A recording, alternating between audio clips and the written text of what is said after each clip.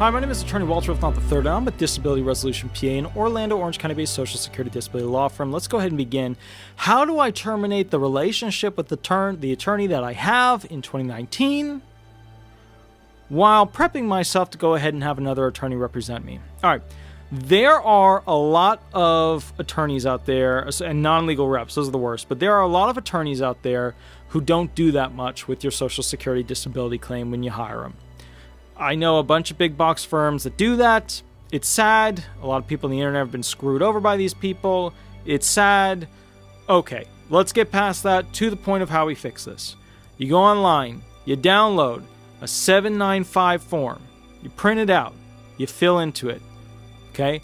I am requesting that you, whoever the heck your attorney is, withdraw from my claim for both fees and representation. Signed, blah, blah, blah. Dated, yada, yada, right? Make a copy of it. Mail one of them. Should be certified return receipt. It's a smart thing to do. You don't have to, but it'd be a smart thing. Mail one to the attorney. Mail one to the SSA. Okay? Now, you can request in that letter as well that they notify the SSA, but you're doing that, so you should be okay. Now, it's the attorney's right, then, to go ahead and withdraw for representation, and the possibility of withdrawing for fees. But most attorneys won't withdraw for fees because they worked on your claim, and therefore, they should be paid for the time that they worked on your claim, even if you're requesting they withdraw from your claim. So, let's talk about that. What are some of the reasons why you should have your attorney withdraw from your claim? Okay. If your attorney is not talking to you, if your attorney is not working on things for you, if your attorney is not developing the claim in a way that you feel comfortable with, if the attorney is not pushing things that are proper and legal, because a lot of you guys, no offense, a lot of you guys come up with some pretty screwy ideas of how to screw over the SSA. Some pretty, let's say, overly unethical ideas to do that stuff, and it's really important that you realize how stupid and incredibly stupid it sounds to us when we hear these things. But we're nice. We'll say to you, well, you know, we might want to try it this way because this would be a better way to go ahead and not break the law. A lot of you guys don't realize at times that you're promoting an idea which might be extremely adverse to your claim or illegal. And I understand that that can be an issue sometimes because you want immediacy. You want immediately to have that check in hand. And I get it. And I understand because being low income, homeless, it's tough. And I understand that. But it is far better to be correct than to be doing an overpayment. If the SSA gives you an overpayment, that's an overpayment where you owe not only the wonderful U.S. Treasury, but also directly right and through the Social Security Administration. You never want to owe the U.S. Treasury because they always get paid. You know, you don't have debtor's prison, but they always get paid. One way or another, they're going to get paid. They're going to find some benefit that you could be potentially getting, and they're going to get paid. All right, so let's talk about this. What are some of the real reasons, like actual hypothetical, you know, they've happened, but I can't use their name, reasons that somebody should withdraw or have their attorney withdraw from their claim? Claimant calls their attorney 3 times throughout the week, never gets a call back the next week. Maybe something happened to the attorney, but still their staff should be able to call them back. The attorney takes them to a hearing, but never preps them with hearing testimony questions. That's terrible. You got to prep the claimants. If you don't prep the claimants, you're not going to have a smooth hearing. Just from an attorney to other people and other attorneys and other reps, you have to prep the claimants. You have to get them used to the sound of your voice. You have to get them used to the type of words that you use. You have to get them used to the type of body language that you use so that they know what's coming. If that bullet is flying at their head, they need to know to duck and swerve and wiggle a little bit and then pop their head back up and answer like a pro. All right. Another example would be that the attorney doesn't, have a system set up and, they're just kind of twirling their thumbs and, spinning a wheel. And the attorney should have a system. I use the 10-level system. I've been told it's one of the best. I think it is. It took me 3 years of pretty much every night not going out to the movies or going out for food to develop it. It made me miserable, but it's awesome, and I really like it. And some of them you can just flat out download from the website so you can kind of see what it's about, but it's not easy. A lot of you guys are like, I just want my disability attorney to win my benefits, and I don't want to do anything. I don't want to have to fill anything out. I just want to do nothing. And that's cool. That's what I call a claimant I fire. Because it's a 2-person team to make this happen. And, when I talk about this 10-level system, that's a massive thing of forms that I use, level 1, level 2, level 3, level 4, level 5, to go ahead and learn everything I can about you. And also, it helps train your testimony for those disabling conditions that you have based upon listing questions that have been known to be good ones to, basically state certain things. Not to mention, it helps you learn and memorize certain things that you gotta know. You've gotta know for your hearing. If you don't know what your medications are, like that, good luck. Like, what are you thinking? Okay, claimant, what are the medications that you currently take? I take one that's in a green pill. I don't know what it's for. And I take a blue one. The blue one's for hypertension. I think I take a pink one. It's for anxiety. That's terrible. Don't waste everybody's time in the courtroom. Don't waste the clerk's time. Don't waste the judge's time. Don't waste the vocational expert's time. Don't waste the medical expert's time. Please don't waste my time with that. You have to know your medications. You have to know your medications. And then you have to know how you take them, and then you have to know what side effects you get from them. These are basics. And you probably are sitting there going like, oh my God, I know this medication causes me diarrhea, and I know this medication causes me to be forgetful. So what was that first medication? And I know you guys, you'll go through this and you'll do this whole gig and you'll be like, oh, well, I'll be fine, I'll be great. Let me tell you something. The claimants that are the most sure of themselves do the worst job ever in the hearing room. In fact, I tell claimants, I'm not looking for a performance in the 80 to 100 percentile. You're not going to give it to me. I'm looking for a performance in the 50 to 60 percentile. You give me that, I'm happy. I'm very happy. But you give me a performance in the 20s, in the 30s, not happy. I have to wake up, get in a suit, and go there and represent you and know your claim better than you. And here's the problem. If you show up and act like an idiot, it doesn't help unless we're claiming some of those symptoms.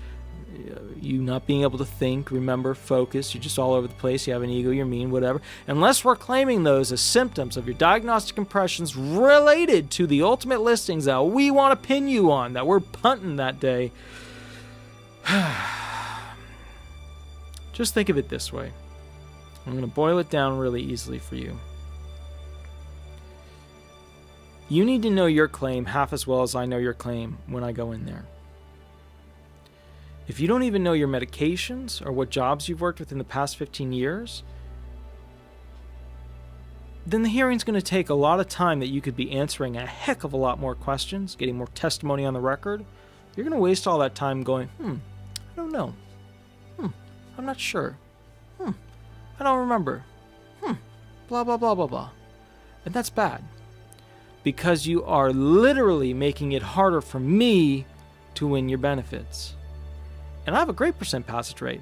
But what I don't like to have are claimants who don't know what they're doing, when the bullet's coming, or how to duck and wiggle, and then pop their head right back up after it. I like smooth, creamy hearings. I like to know that when I go in there, I'm pretty darn sure what questions are going to be asked of the claimant and which ones are going to be the daggers that I need to go ahead and put a vest on the claimant for so that they're okay at the end of the day. Now, understand something as well. A lot of us will make you upset in the hearing. We will make you very upset. We will get you crying. We will get you upset. We will get you all frustrated and angry and all those things. I tell my claimants ahead of time, I say, look, if you're driving home after this, take 10 minutes, you just sit in the car. Take 15 minutes, you sit in the car and relax. Because with some of these claimants, I'm going to make you angry. I'm going to make you think about that time that you were raped as a child. I'm going to make you think about that time that you had a person standing over you with a gun in your mouth. I'm going to make you think about it because I need the judge to understand that you are not okay. You come out of the hearing room, you're crying, you're upset. Claimants are looking at me. What did you do to that person? What happened to? Was the judge that mean? No. But it's important that we let the train derail slightly during the hearing so that the judge can see why the rails are not working in this particular situation for you, the claimant. I want to make that really apparent. All right. So these are a lot of things, and I've gone way off. I'm in the weeds here of all these different ideas and things like that. These are the reasons that you should consider hiring or firing an attorney in 2019.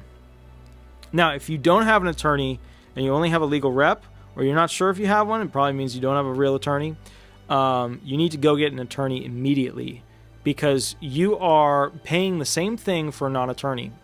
And let me just boil it down for you real quick about the stupidity that people go through. And they realize, oh my God, I was so stupid. How could I have been this stupid? Oh, I wasted 3 years of my life. Let me explain to you the stupidity it is with going with a non-legal rep. When you go in front of the judge and you finish in front of that judge, guess what happens? All right, so the judge goes back, takes their notes, hands them off to the judge's writer. The writer? What the heck's the writer? Who's this writer person? Is this like, Rowling or Rowling or whatever the heck her name is? J.K. Rowling, I think? Making some Harry Potter books? Is this magic? Is there a hat? I like hats.